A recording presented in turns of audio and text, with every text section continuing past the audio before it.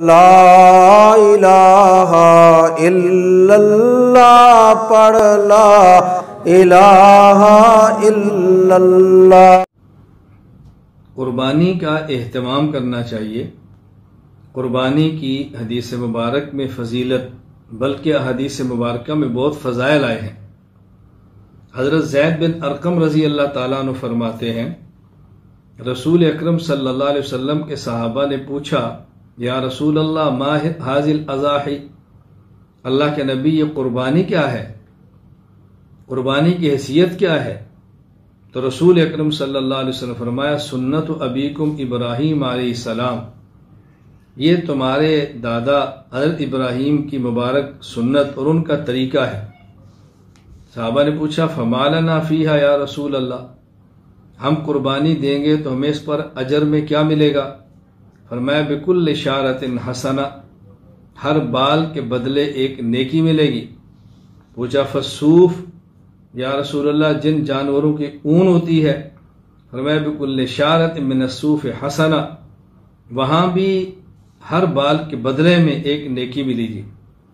ایک جانور میں کتنے بال ہیں ہمارے شمار سے باہر ہیں، ایک بال پر ایک نیکی، اور ہر ایک نیک عمل کو اللہ 10 گنا بڑھاتے ہیں۔ تو آپ اندازہ فرمائیں کتنی نیکیاں ملتی ہیں ایک قربانی پر۔ یہ روایت سنن ابن ماجہ کتاب الاضاحی باب ثواب الاضحیہ کے اندر موجود ہے۔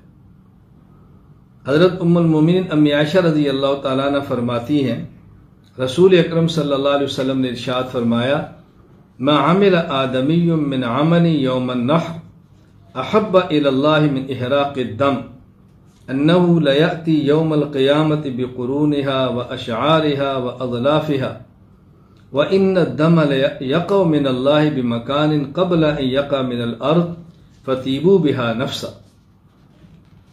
رسول اکرم صلی اللہ علیہ وسلم نے فرمایا کہ یوم النحر قربانی کے دن سب سے زیادہ انسان کا اللہ کو محبوب عمل وہ خون بہا دینا ہے جانور کا۔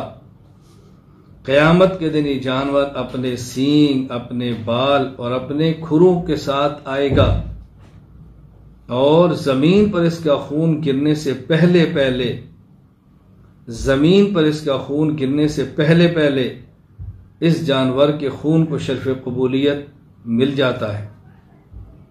اس لیے خوش دلی سے جانور ذبح کرو۔ یہ حدیث پاک جامع ترمذی ابواب الاضاحی باب ما جاء فی فضل الاضحیہ کے اندر موجود ہے۔